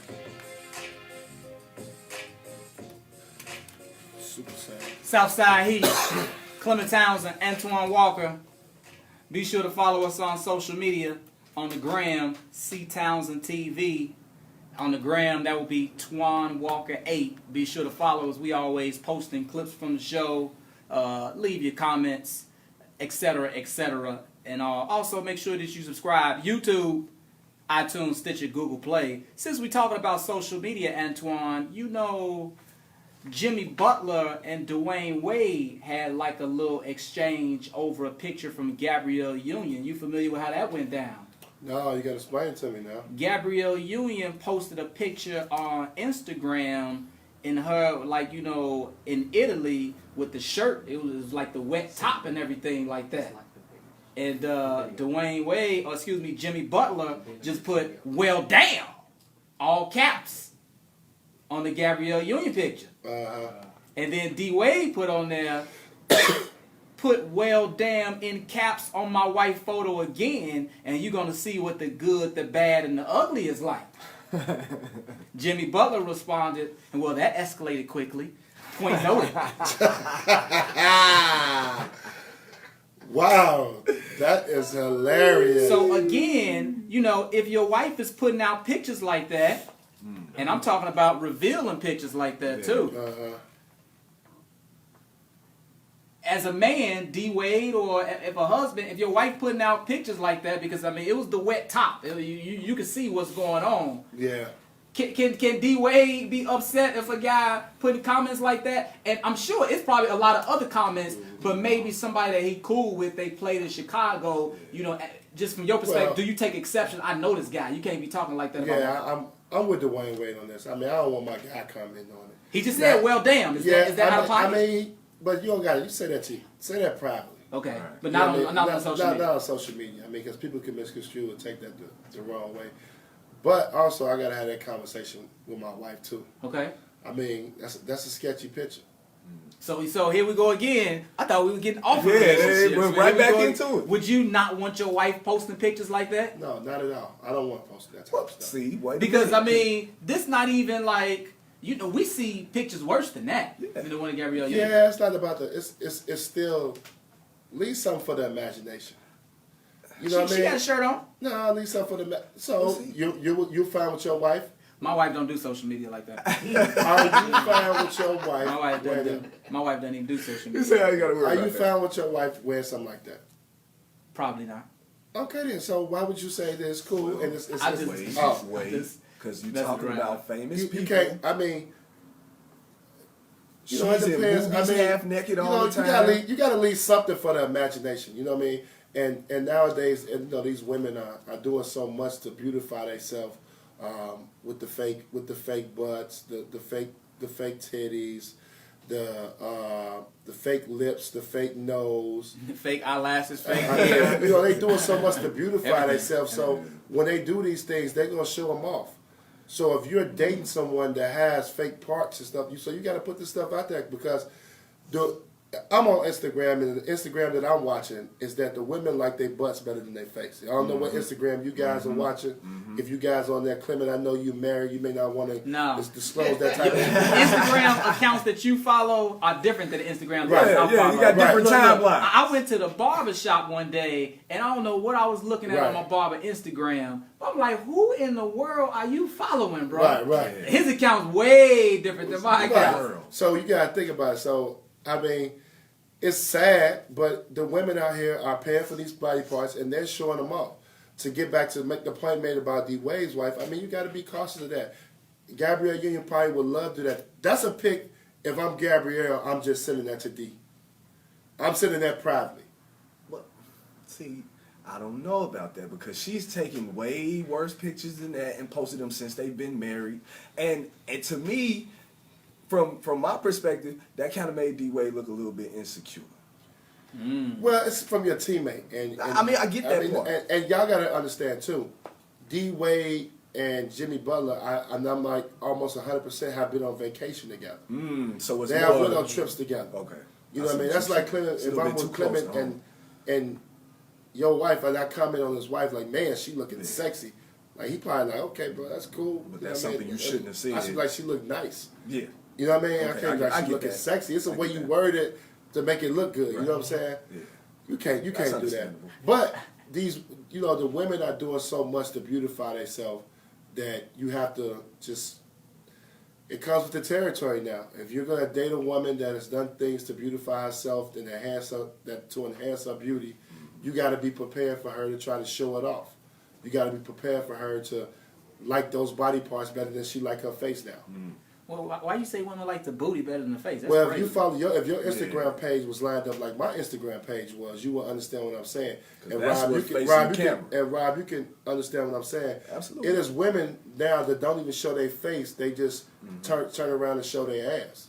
Facts. all on the timeline. Facts. All Yes. on the timeline every day. That's every day. Every day, every picture, every time they go out, that's the first thing they show off. If they say they out at the club and they, I guess they feel like though that's what people want to see though.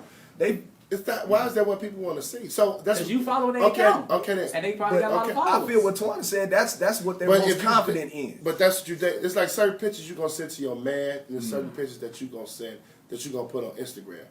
This is the reason why, and it's kind of funny, and this is the reason why Jay-Z and Beyonce are probably last. If you notice, their relationship is not in the public. You know what I'm saying? I'm pretty sure I'm sure they take great trips, and she in bikinis, and she doing all type of stuff, but it's not. You don't see that. That's the thing. So Gabrielle. So you got to think about that. Yeah. You got to put that in perspective, kid. Yeah. I don't know. When you're dealing with celebrity relationships, especially we've seen certain people leak nudes of their partner and post it on their account because they just feel like, well, you're gonna do it anyway, so I put it out there, and they secure with that. They, like you said, some people feel like it just comes with the territory, and that's what they rock with. Yeah, that's true. But it's okay. But in that you rolling with situation- Gabrielle. Right. The moral story is: Are you rolling with that picture Gabrielle put up? You cool with that, Clement? Am I cool with that? I think you got to know your personnel. Right. I just, and then the history doesn't serve well when you look at Derek Fisher, Matt Barnes, Larry Johnson, Lonzo Mourning back in the day. Yeah. How but yeah. I mean, you see some situations where two guys have gotten into it. Yeah. Yeah, I think you just have to know your personnel. And you don't, and as a man, you don't want one of your best guys or best friends or a good buddy commenting on your wife. So it's less about the actual picture and more about the comment. Yeah. And who it came from. Yeah, you could. I mean, I'm pretty sure she had, like you said, Clement, 3 million comments from different guys. But we don't know those people. But You can nobody take- on the banana boat Right. was making those comments. Right. You know what but, I'm saying? but he's tight with Jimmy. That's why I think he said that. Yeah, it's like 30,000 comments. Yeah, I see. 30,000 for real. 30,000 comments. Straight Yeah. up. All right, let's get back to the basketball. Let's finally get to some basketball. Here we go. It is the off season. Certainly a lot of guys switch teams in the off season. So I want to know, what revenge game are you looking forward to the most? Is it LeBron taking on his former team in Cleveland? Is it DeAndre taking on the Clippers?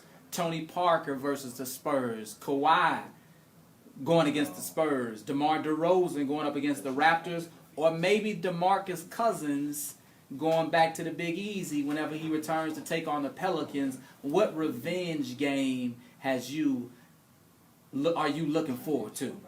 Give me those choices one more time. LeBron versus Cleveland. Uh-huh. Kawhi versus the Spurs. Tony Parker versus the Spurs. DeMar DeRozan going up against the Raptors. DeAndre Jordan visiting the Clippers. Or DeMarcus Cousins when he plays against the Pelicans. Ooh. You know what? I would probably say the DeMar DeRozan. Okay. Against the Raptors. The Raptors, yeah. I think I would love to see that matchup. I think those guys are kind of similar in skill set.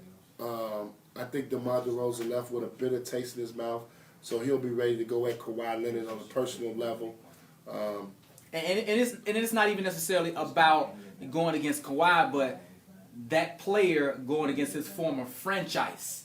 Are you looking? Yeah, but no, it's more. But I understand the question, but Okay. but it's more, to me. It's more about him going at Kawhi Leonard. You got to think about it.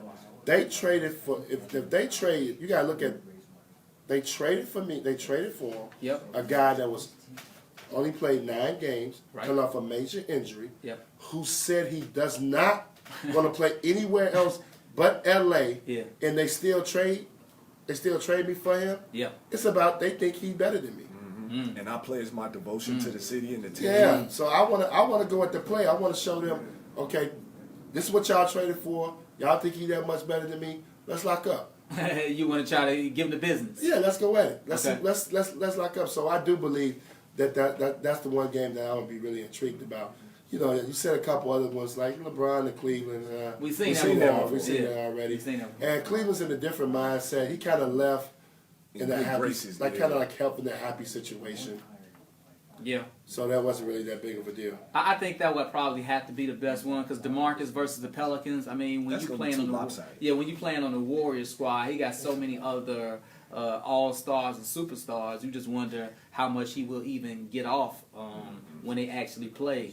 DeAndre versus the Clippers. I mean, cares. you know, he still is gonna catch some lobs and get rebounds. Like, who's the guy that could potentially go off and have a big game against his former team? It probably would be DeMar. It could be LeBron, but nobody in the league could check LeBron, and certainly I don't think of anybody on Cleveland that could try to slow down LeBron. So it would be DeMar. Kawhi could go off versus the Spurs too, though. I guess the Spurs, they still got Rudy Gay, right? So maybe you try to put Rudy Gay on Kawhi and see if you can slow him up. But still, yeah, that probably would be the top two. DeMar taking on his former team in the Raptors, or Kawhi taking on his former team and the Spurs. I mean, that's the matchup the most emotion is going to be involved in. Yeah. As far as, you know, going hard, like, I want this win. Both teams are going to be going hard to prove the other that they got the best out of the deal. So, You know what matchup I'm looking forward to, honestly? Just to take stuff off. I want to see Houston against Golden State. I want to see how Carmelo Anthony fits in and how they're going to play that situation. I know it's just one game, but you got to figure. I mean, on paper, those are the two best teams in the Western Conference. I want to see how that match up because it's an interesting series because Carmelo Anthony gonna have to guard a little bit. yeah. You know what I mean? And it's gonna be interesting to see if D'Antoni is gonna go with Melo late in the last 8-9 minutes of the game. Is he gonna go with Melo and ask Melo to sit down and may have to guard? Draymond Green is very active. Not like he's a score machine, but Right. Draymond Green handles the basketball. He's making plays. He's going off the dribble. I mean, he's aggressive offensively. So I'm looking forward to that matchup. Yeah, I'm with you. From a mental aspect, I just don't believe that Carmelo is able to.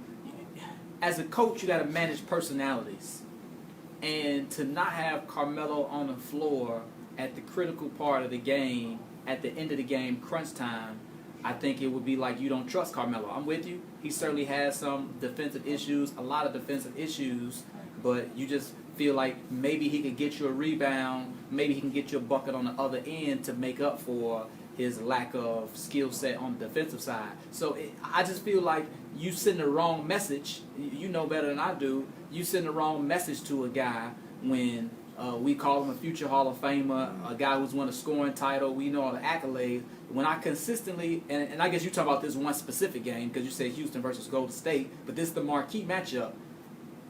If I don't have, this caliber player on the court, it means I don't trust him in big game situations, and I just think that could have ramifications, throughout the season as you try to win the title. I think Melo got a chip on his shoulder.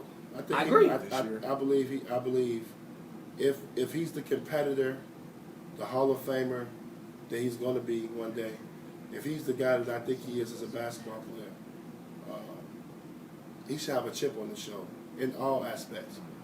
One, being able to accept whatever decision the Houston Rockets decide to do it. I should say Mike D'Antoni, whether it's coming off the bench or starting, and embracing whatever role that is, and also sacrificing. The one thing I always remember when I played for the Heat, it was all about sacrificing. Clement, you've talked about this several times. When I joined the Miami Heat, I was a 2010 guy. I was out of 2010. I was 9 years into my career And the first meeting that I had with Stan Van Gundy, he was like, "Hey, listen, I need to bring you off the bench." And and at first I didn't understand that. I'm like, "This Udonis Haslem." And and UD's my boy, but no knock. I'm like, UD or me, kind of mentality. That's what I thought. And he was like, "Listen, if you're here to help us win a championship, we need you to come off the bench because offensively, I'm going to run most of the plays for Shaq and D Wade in that starting unit. But if you come off the bench, I can run a lot of plays for you. I can feature you in that second unit." And I embraced that role. 20 games into the season, Stan Van Gundy gets fired. Pat Riley comes in. He has a meeting with me and said, "You're back starting." He said, "I play my money. If you get that quote, I'm paying you. You're gonna play." And he was like, "Look, you're gonna have to sacrifice. We're gonna feature D Wade and Shaq early. You're gonna have to sacrifice. I'm gonna sub you out early in the game, and then bring you back in with the second unit." And that's how we rolled, and we ended up winning the NBA championship. But that's the thing for Carmelo Anthony: is he willing to make the sacrifices that's needed to win? I think he will be. I think Houston problems are a little bit more deeper than just Melo. I think obviously Chris Paul has to get through a season and stay injury free. I think James Harden's playoff performances have not been MVP level. We can both say that. And he's going to have to start to play better in the playoffs in big game situations. So their problems are much more than Melo. I think he'll be fine. I do want to dip back to Kawhi Leonard for a second, and a story came out that the Toronto Raptors hired one of his friends. The Raptors have hired Jeremy Castleberry, who was actually working with the Spurs. Castleberry played with Kawhi in high school, walked on to San Diego State, played with Kawhi, and was on the staff for the Spurs, and now he's on the staff for the Raptors. So many people in the Twitter world believe that, the Raptors are trying to do their best to ingratiate themselves and put themselves in a good position for Kawhi to potentially re-sign. Do you think this is a good move? Do you think something like this could actually have an impact on Kawhi re-signing with the Spurs, the fact that they hire somebody that he's close with? Wow. I think that ship has sailed. Well, he haven't even played a game with him. What do you mean? I just think Kawhi Leonard wants to be in LA, man. Just devil's advocate, we thought Paul George wanted to be in LA too, right? True. I agree with you. Yeah, that is playing devil's advocate. I do. I just think the way he went about this whole situation, I think the way everything kind of went, how it broke down, and how he kind of held his ground, and I just believe he's going to LA. Now, whether that's the Clippers or the Lakers, I have no idea. Okay. I'm not going to sit here and say I got a crystal ball and can figure that part out. But I think he wants to be in LA. I think money's not a big thing to him. I think it's about his happiness, where he wants to be at. Because if you really look at it, if it was the money part, obviously you stay in San Antonio, it was $220 million sitting on the table for you. Right. So we know it's not that. I think he's looking for happiness. I think, in this day and age, I think it's different in a lot of guys that they want to be, in these certain cities. Right. And I think if you look at Paul George, and his situation was very unique, and I actually just read an article about Paul George saying that the Lakers were mad. He didn't give him a meeting. That he didn't give them a meeting. Yeah. But he knew if you get into a meeting and you hear all these different things, it's gonna sway your memory. It's gonna sway what you want to do. And obviously, Toronto fan base is strong, and it actually is a good organization. It's a good place to play, good city, good basketball fans. I just think Kawhi is looking at it as a situation where he knows he has to play, and he's gonna do what he has to do this season. But he's going to one of those LA teams. I just think that's where he wants to be at. Another bit of NBA news coming out. The NBA is looking into a couple of rule changes coming up. The Board of Governors, I guess, are going to rule on clear path fouls, expanding the hostile act definition for replay review, and one of the many things that has been getting some I don't know, some buzz is resetting the shot clock on an offensive rebound to 14 seconds. So you know, the offensive team gets the board. All right, bam, you don't get a full 24. You only get 14. What's your take on that rule? Do you think it will have an impact on the game? Do you think it will be good for the game? Yeah, you know, I think there's so many other rules and things that we need to get to in the NBA that stuff is not going to affect the game. I just don't think that when we change the shot clock on the side, you know, I think we're getting too technical. You know, I think they got other rules they need to figure out. Hard foul rule, the replay rule. I think there's other things out there that they can address besides 14 seconds on the side. I mean, I think they're trying to speed up the game, you know, is what they're going for. And I think that's how it is in international play because obviously, you know, now you don't have time to dribble around. You know, we just trying to increase the pace of play. It seems like, you know, in baseball with pitchers having a certain amount of time to pitch, in this society that we live in, folks want to speed stuff up. They want to keep the action going. So the same thing in the NBA, they want to try to keep the action going is how it appears. Well, I mean, the game, I think, is going at a good pace. We got teams right now, a bunch of teams that are playing over 100 points a game. I think when they took the hand checking away, I think the game actually speeded up. I think with the three-point shooting in the league right now being very high, and so many teams have made that a part of their game and part of their DNA, I think the game is played at a very good pace right now. You know, it's got to be a record for how many teams average 100 points.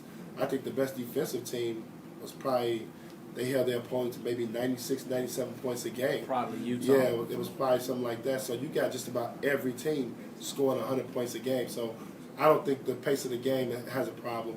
But, I mean, it's fine. I mean, that's something they want to tweak, a small rule like that. I have no problem with that. I don't think it's going to affect the game that much.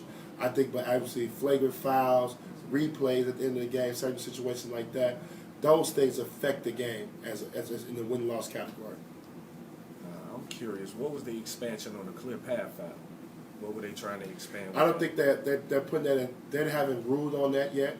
I think that's something that's a topic that's coming up in I think it's September. Yep, September, the Board of Governors going to vote on that. Yeah, they're going to vote on it. I don't The think clear it's in path play. to the basket foul. A personal foul is committed on any offensive player during his team's transition scoring opportunity. The defensive foul deprives the offensive team of a transition scoring opportunity. They're trying to open that up because so many times, you know, when a guy's streaking down the court, you just foul and you stop the fast break. So now they're trying to penalize that and stop that from happening as much as possible. I guess they're trying to get some more Showtime action. Get a guy on the break. Nothing wrong with that. But that's your natural reaction. If you turn it over and the guy's got an advantage on you, your natural reaction is to grab him and to stop him from trying to make a play. That's your natural reaction, so that's going to be hard. I hope they don't make that penalty too stiff. It's probably going to be a technical foul. Manu Ginobili has been in the news, still trying to decide if he's going to come back for what I believe would be his 17th season. And I saw some people talking about Manu Ginobili in terms of all-time great shooting guards. And I see some people that have Manu between 6 and 10. Just off the top of your head, and then I'll read some names. But if I just say Manu is one of the top 10 shooting guards of all time, does that sound right? No, he's not. I mean, obviously you got the obvious: Jordan, Kobe, D. Wade, Ray Allen, Reggie Miller, Iverson, Vince Carter, just to name a few. People put Jerry West on there. Yeah, there's a Jerry West and two guys. I mean, you got, that's just 7, 8 names just off ramble off the top of my head. I got Clyde Drexler on here. Right. You got Clyde. That's another one. Yeah, Clyde's another guy. So you're talking about, we named 9, 10 guys. He's probably, I would put Ginobili top 25 maybe. Okay. You know, I don't know. somewhere there. Did you say Reggie Miller? Yeah. Yeah, I You still said got Reggie that. Miller, Ray I Allen. like Mitch Richmond better than Mitch. I like Mitch Richmond better than Mano. I think like Mano's legacy will be more than a 6-man role, more of a Absolutely. glue guy. There you go. I think he is a Hall of Famer because you got to think about, you know, obviously for championships, he was an intricate part of the Spurs run. Had a couple spectacular years there. I don't know how many. Did he win the Six Man of the Year award? I don't think he did. But he had some great years where he was really, really good. So I do consider him, and being an international player, he's definitely going to go in the Hall of Fame. But when you talk about top 2 guards in this league, he's probably top 25. And I would have to really go sit down and look at the list of 2 guards. But just 8, 9 names that we just rumbled off throws him back in the list already. Because I'm looking at it, MJ, Kobe, D-Wade, that's 3. If you take Drexler, that's 4. Iverson is 5. Ray Allen, 6. Vince Carter, 7. Reggie Miller, 8. You said Mitch Richmond, that's 9. I don't think when I just replayed, I think I just skipped over Jerry West, that's 10. Where you put Tracy McGrady? Do you have him at a 2 or you have him at a 3? I got Tracy McGrady at 3. I put him in the Scottie Pippen, Dominic Wilkins, Larry Bird. In that group with those guys. Yeah. So I mean, some people had him 6 to 10. I mean, I had 11 or worse, easy. 11 or worse. Ginobili's had a great career. He's been a big part. I think, and it's always good. I think you look at Vince Carter and you look at Dirk, Nowitzki. Those guys are still playing. Vince is just stealing right now. Signing with Atlanta, he just continually playing for the league minimum in Atlanta, a team that's in a total rebuild. It's just, hey, I can still make $2 million. And I'm assuming he's going there to be a locker room guy to help mentor these guys moving forward. And obviously with a first-year coach taking over the Atlanta Hawks, you do want some veteran presence in that locker room to help you police those guys. So I think Vince Carter's signing was more for that. I look at Dirk, not really ready to give it up.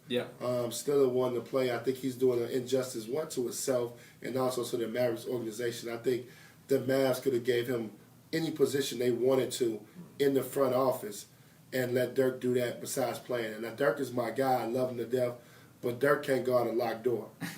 So he's a liability more than helping you on the floor. And then you look at Ginobili, who we're talking about. Ginobili's a little different. Ginobili is a guy who can still create for others, make plays. He's playing on a playoff team. You can control his minutes because you have enough young guys now throughout the season where he still can help you come playoff time. You've got some young all-stars in that team, so he's not going to be the main focal point. He don't need to start. You can play him 60 games. You got DeMar DeRozan, you got LaMarcus Aldridge. You got all-stars there, so he can play a role there with them. So I could see Ginobili sticking around while the Spurs want him to stick around. I thought he played well last year. He had some moments. He had some moments where he played well. So you would hate to see him leave the game. I would understand it, but he plays a more of a significant role for the San Antonio Spurs than you see some of these older guys. He did win Sixth Man of the Year. You are correct. I apologize, my friend. Sixth Man of the Year in 2008. I didn't remember that 10 years ago, but he did win Sixth Man of the Year. When you look at him right now, he ranks in the Spurs top 5 all-time in games, points, assists, and steals. 2-time All-Star, won an Olympic gold medal with Argentina. So he certainly got a Hall of Fame resume, especially when you take into account everything he's done, in international basketball. He's balled out, for his home country, not just in the NBA. And then we talk about the titles. I mean, you got 4 rings. I mean, when you have 4 rings. Oh, he's definitely a Hall of Famer. Ginobili He's definitely a Hall of Famer. I wouldn't mind seeing Ginobili come back. Okay. I'm not looking forward to watching Vince play. I'm not looking forward to watching Dirk play. And they're both Hall of Famers, but I'm not looking forward to watching those guys. Manu certainly still looks like he has something left in his tank. It looks like he can contribute. So we will continue to monitor that situation and see the decision that he makes. We're still looking for a woman for relationship talks. We still need a woman to come on the show. So we're still looking for it. I have to put that out there. No doubt. We're still looking for a woman. We want to have this relationship conversation. So we're still looking for a woman to come on the show. Send your profile pic and your relationship status so we know how to promote you. On the other side of the program, we're going to jog your memory. Don't think I was going to let you off. We got Name That Teammate. The last couple of weeks, you've been perfect, 3 for 3. So we had to make it just a little bit harder this time. Stay with us. Name That Teammate on Southside Heat. We'll be right back. Yes, sir. we do that for like, I think it's like 10 minutes or so. Then that's gonna be about a wrap, man. Laying this plane nice and easy.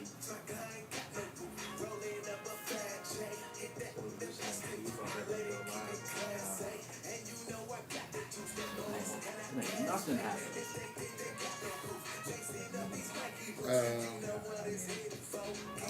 You talk about pickup ball. You see all those guys out there? Yeah, LeBron, Kawhi, Sadie Osman, some other guys.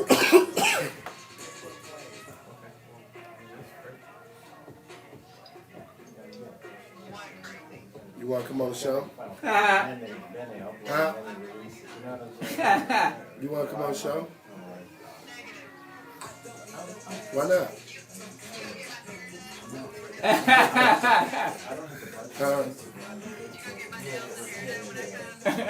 Say hi. Say hi. How you doing? We need a female perspective. We'll be happy to have you. How you doing?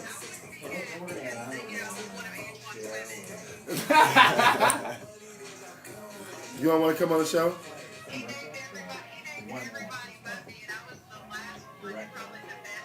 Oh wow, the best one. Oh my. Okay, I hear you. I'm not mad at that. Do you want to come on the show? We finna send you a number to call in to.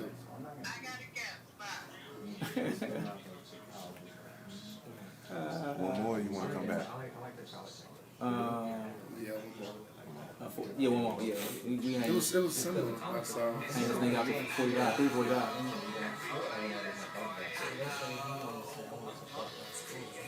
No, I'm good, man. We do name our team names.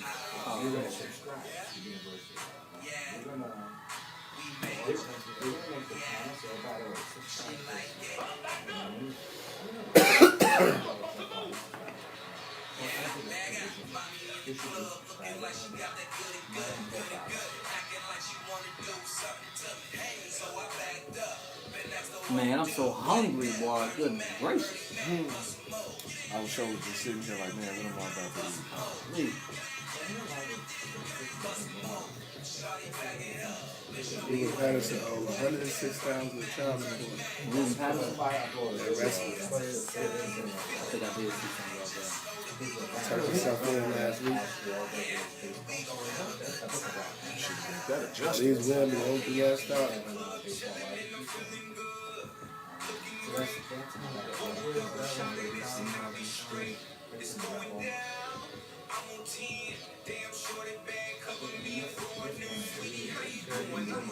Kobe, 40 ball. You thought there was some buzz about there was some buzz about Kobe joining the Big Three. Right here. Huh?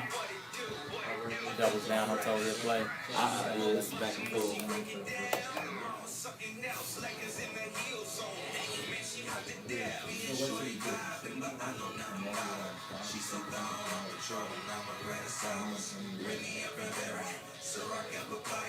I think the Big Three championship game tomorrow. You know that? Q and them squad in it. Maggetti's name, like I think the MVP. Yeah. You saw that? I saw that. You're right. I ain't even watching that too much.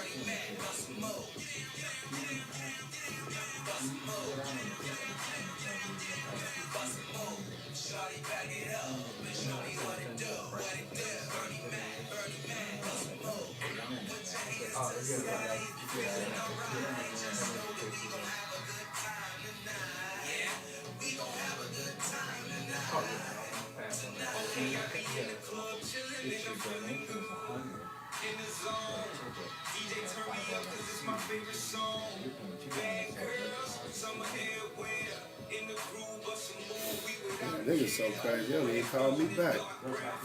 He's strong. He said for hours. He texted me last night. I was sitting right next to him. Like, you know what? He decided to go to Howard's Hall. I was like, you know what? You'll be perfect, man. We talked to Dad for 30 minutes. I said, how you keeping up the game? He said, no. He said, I'm good. He's like, all right. It's like, man, y'all right. The nigga knew what the actual trio was before I even asked him. So y'all over there on Western. So y'all live over there. They don't even hit me. Did you hit him today though to see what was up? Yeah, I talked to my brother. It's good. He's like, cool. He told me he's like close to 3 o'clock because he had to go to Howard's Hall. Oh, yeah. That's crazy.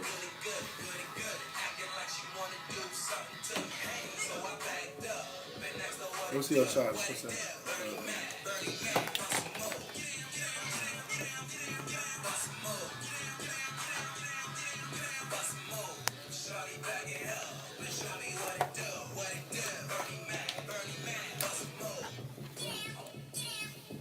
It ain't plugged. It ain't working. He plugged it in. That ain't working. Oh, there you go. Plug it in one more time. Just charge mine. Let's go ahead.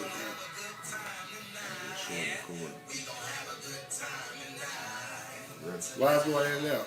I don't know. You just charge mine with no problem.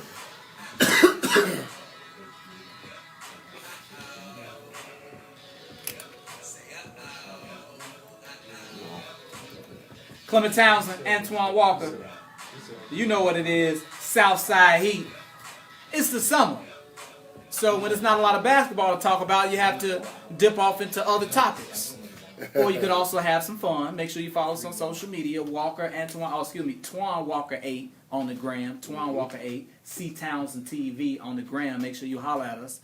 But normally we like to start the show off with some fun, but we got, off into some other things. Conversation went in a different direction, which is cool. But now we bring it back, though, to Name That Teammate. One of my favorite segments on the show. Antoine played with a ton of different teammates. Always like to jog his memory. Give him a couple of clues. And we'll see how he does. Last couple of weeks, he has been on point, 6 for 6. Perfect the last couple of weeks. But this week, though, maybe a little bit tougher. You ready? How you feeling?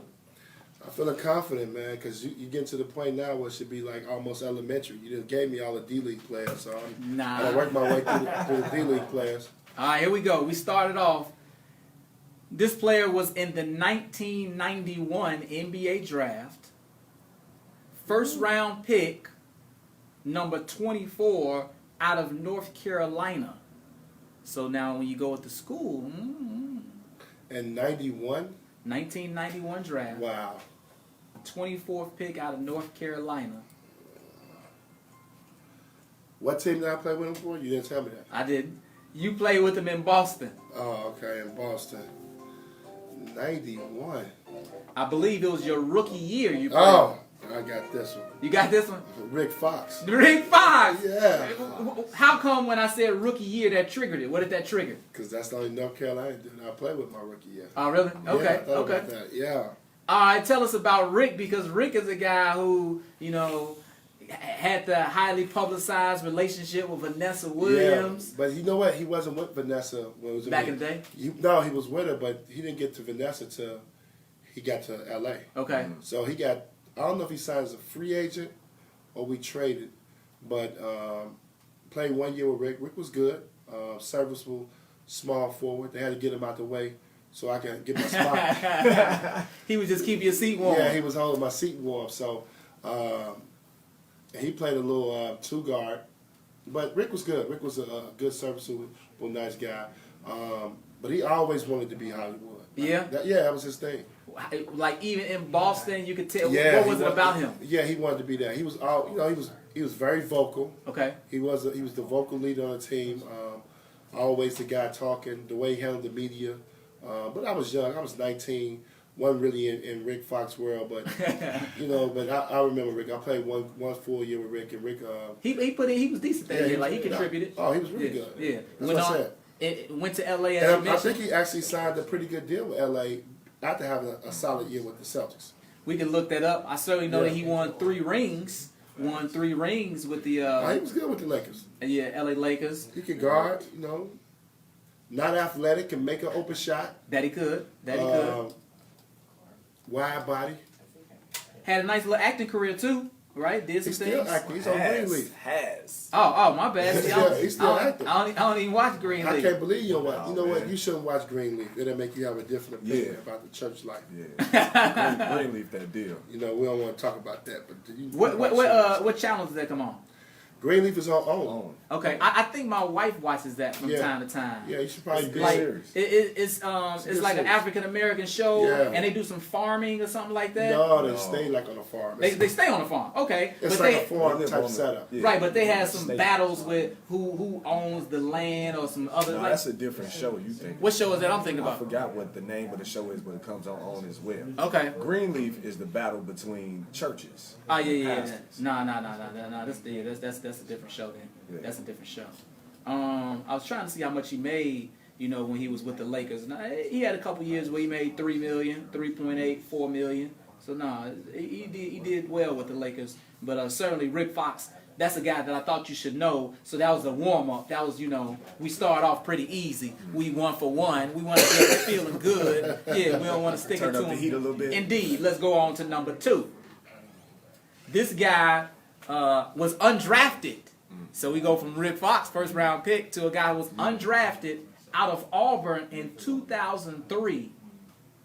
And you played with him in Dallas. I don't really have too many other clues either. That's all you get. He played. But you were only in Dallas for 1 year, so Yeah. think about who might have played, who might have graduated from Auburn. He wasn't just like a bum, because he was in the league for 10 years. When I say it, you'll remember the guy. I know who he is. Who is it? Marquise Daniels. Oh, look at my man, 2 for 2. We not getting help from IG, are we? Nah, my IG Okay, not even on. your IG not even on. No. How did you get that one? You just remembered that he played at Auburn?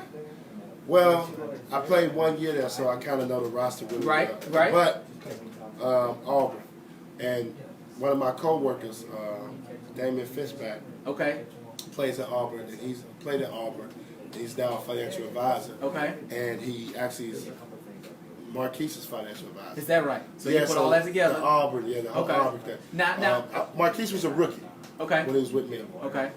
So the funny story about him is that he didn't play much in the beginning. But towards the end, he got in the starting lineup, You got some tickets. Steve Nash hurts his back, right? and he got an opportunity to start at point guard. Yeah. And then anybody that know Don Nelson loves jump lineups. Right, So, right. like he'll I read you was playing some 5 towards the end of the season. yeah, played the 5 a lot. Started at point guard. Played 1 through 5. All 82 games. Started all 82. Didn't know where I was going to play from night to night. Right.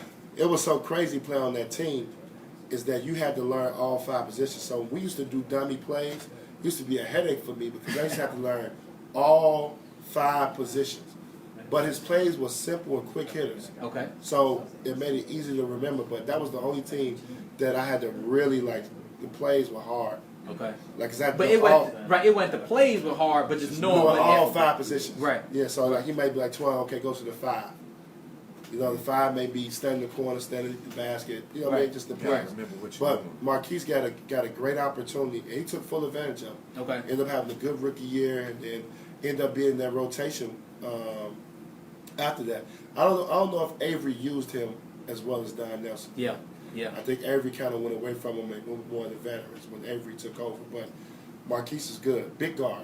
I saw some lineups though, like you at the 5, maybe Dirk at the 4, Finley like at the 3, Marquise at like the 1, and I don't know if Steve Nash was in. Josh Howard. At like the 2. That was it right there. Yeah. The small. So before we had the Warriors small ball, y'all were doing small ball way back in the day. Yeah, opening night I guarded Shaq. We played the Lakers. Opening night. I guarded Shaq. Opening night. That sounded like that would be a long night. Right. Man, I got dunked on so much. I got dunked on so much. But no, it was This was before, like, because it's Shaq with the Lakers, so you never played with Shaq. So No, yeah. it was a great game. Went to the wire. Okay. But it's another end of the floor. When Shaq dunked on me, he got to guard me on the other end. Right. But somebody got to guard me. Somebody, they probably got to switch. Yeah, so I took care of business. You're proud of your boy. I made him doubt. work. I made him work. Well, my man, 2 for 2, you making this name that teammate work, no doubt about it. And if you got these first 2, then I think you should get this 3rd one. We go on with 2004 draft, 13th pick out of high school. So now we've been through a lot of the high schoolers you play with, but there is another high school guy that you play with. So that should make it pretty easy. 2004. Yep, 13th draft pick. out of high school. What team? You played with him in Minnesota. 2004. Al Jefferson. Nah, we've been through Al. He was out of high school, but I don't think he was 2004 draft, and that's not the guy that I'm referring to. Another high school guy. And I checked, like you played with him for sure, like he was there. Because you remember last week we did Gerald Green was on the team. Mm-hmm. High school, huh? Yep, high school. Another guy that you forgetting. You might actually get me on this one because I'm clueless. You know what though? Al Jefferson was the 2004 draft too, so they were in the same draft class. From Brooklyn. Now you got to get it now.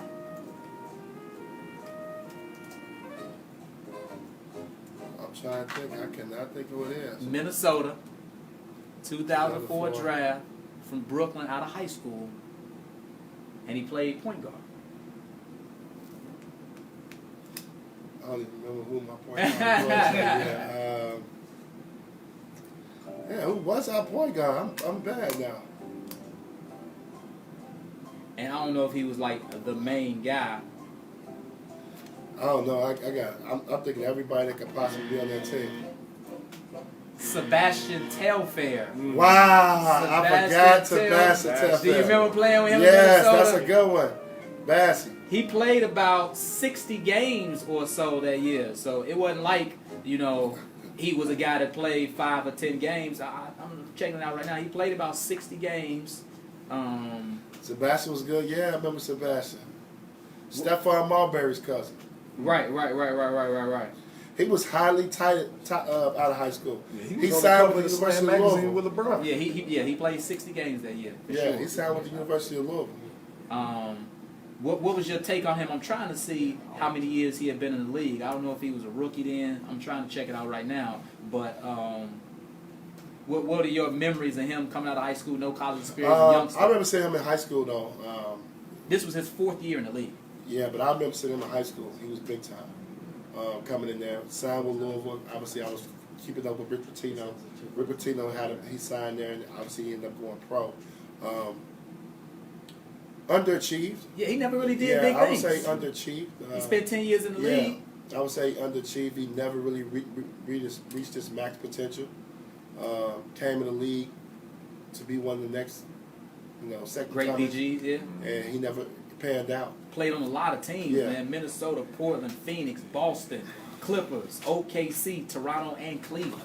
Just very serviceable. Nothing. Yeah. I can't say he stood out. I think he had a couple decent years where he played good at backup, but nothing spectacular. In hindsight, just think about it. He probably should have gone to college. You think that might have helped him? Maybe at least for a year? I would like to see him in college. Yeah. I mean, I just think it's different. Once they had already kind of crossed that threshold where all those guys were coming out of school early. I think when you get back to like our generation, even like myself and Stephon Marbury did 1 year. Right. And he was great at Georgia Tech, so I thought he could have did 1 year just to get his feet wet. But he had a serviceable career. Man, that's a good one, man. You like that one? Yeah, you did pretty good. I had to make the last one tough. Had to make the last one tough. Good. But hey, 2 out of 3, not bad. That wraps up another edition of the Southside Heat. We're bringing it every single week. Name that teammate. Maybe we talk relationships, and we will get into some hoops. As always, make sure you subscribe, iTunes, Stitcher, Google Play, and Spotify. You can check us out on YouTube as well. We'll see you right back here next week on the Southside Heat. Yes, sir.